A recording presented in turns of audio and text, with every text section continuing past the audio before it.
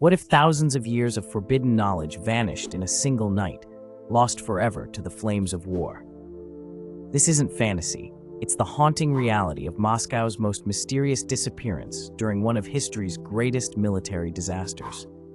In 1812, as Napoleon Bonaparte's Grande Armée marched toward Moscow, the Russian capital harbored secrets beyond imagination.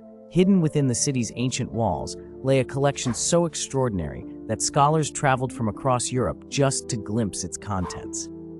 The Lost Library of Moscow contained manuscripts that predated Christianity, alchemical texts from medieval masters, and esoteric writings that challenged everything people believed about the natural world. This wasn't your typical library. The collection belonged to a secretive circle of Russian nobility and Orthodox clergy who had spent centuries gathering forbidden texts. These weren't just books, they were repositories of ancient wisdom, occult practices, and scientific theories centuries ahead of their time. Manuscripts written in languages scholars couldn't identify sat alongside detailed diagrams of astronomical phenomena and chemical processes that wouldn't be officially discovered for decades. The library's existence was known only to a select few. Count Fyodor Rostopchin, Moscow's military governor, was among the guardians of this treasure. As Napoleon's army approached in September 1812, Rostopchin faced an impossible choice. The French emperor was known for his appetite for rare books and manuscripts. His personal library contained over 60,000 volumes looted from conquered territories across Europe. Napoleon's scholars and scientists accompanied his military campaigns specifically to identify and secure valuable intellectual treasures. The emperor understood that controlling knowledge meant controlling power. His forces had already stripped libraries from Vienna to Berlin, sending countless irreplaceable manuscripts back to Paris. The thought of these esoteric texts falling into French hands terrified the library's protectors. As September 14th dawned, Napoleon's advance guard entered Moscow's outskirts. The city's residents had largely fled, following Tsar Alexander's strategy of denying the French any resources. But the library's guardians remained, desperately debating their options. Some argued for hiding the manuscripts in remote monasteries. Others suggested burying them in secret locations outside the city. Time ran out before they could act. Count Rostopchin made his fateful decision that afternoon. Rather than risk the collection falling into enemy hands, he ordered the library's destruction. According to surviving accounts, trusted servants spent hours feeding centuries of accumulated wisdom into roaring fires. Manuscripts that had survived Viking raids, Mongol invasions, and countless political upheavals were reduced to ash in a matter of hours. But here's where the story becomes truly mysterious. Several witnesses reported seeing wagons leaving the library compound just hours before the burning began. These observers claimed the wagons were heavily loaded and escorted by armed guards wearing no identifying uniforms. Where these mysterious wagons went remains one of history's greatest puzzles.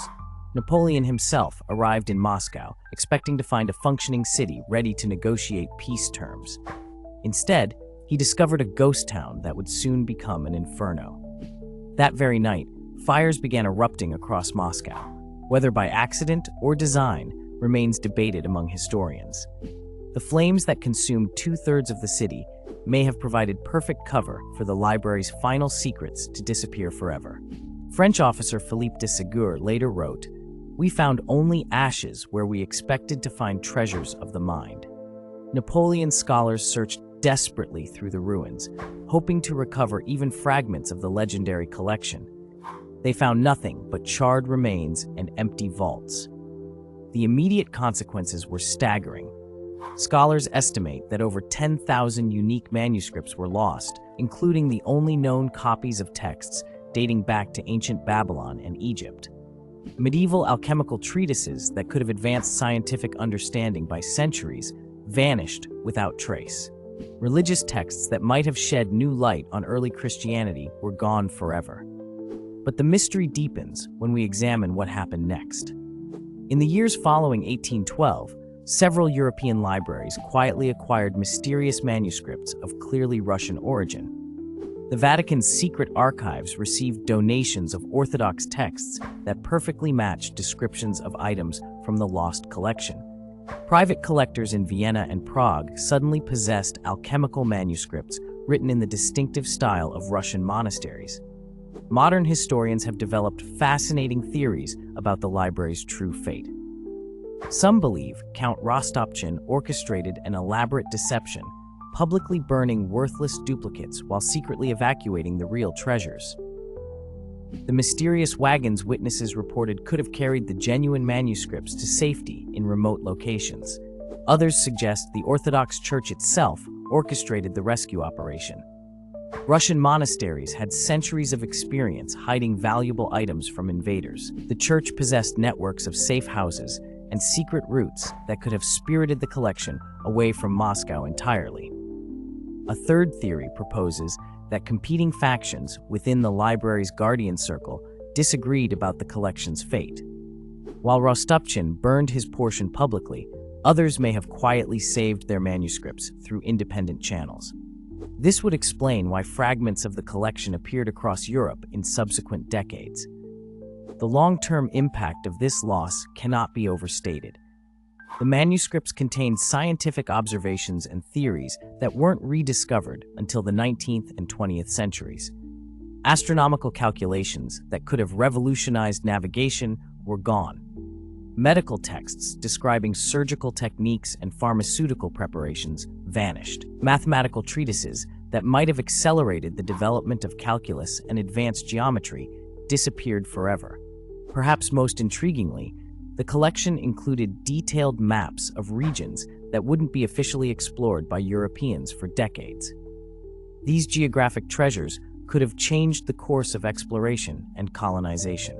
Archaeological evidence suggests some manuscripts contained accurate descriptions of historical sites that weren't excavated until modern times. Today, rumors persist of surviving fragments hidden in private collections or forgotten monastery archives. Occasionally, auction houses offer manuscripts that match descriptions from the lost library, though their authenticity remains disputed. The Russian government has never officially acknowledged the collection's existence, maintaining the mystery that surrounds this vanished treasure. The Lost Library of Moscow represents more than just missing books. It symbolizes humanity's eternal struggle between preserving knowledge and protecting it from those who would misuse it. In choosing destruction over surrender, the library's guardians made a decision that continues to haunt scholars today. We'll never know what secrets those flames consumed, or whether somewhere in the world, those mysterious wagons' cargo still waits to be rediscovered.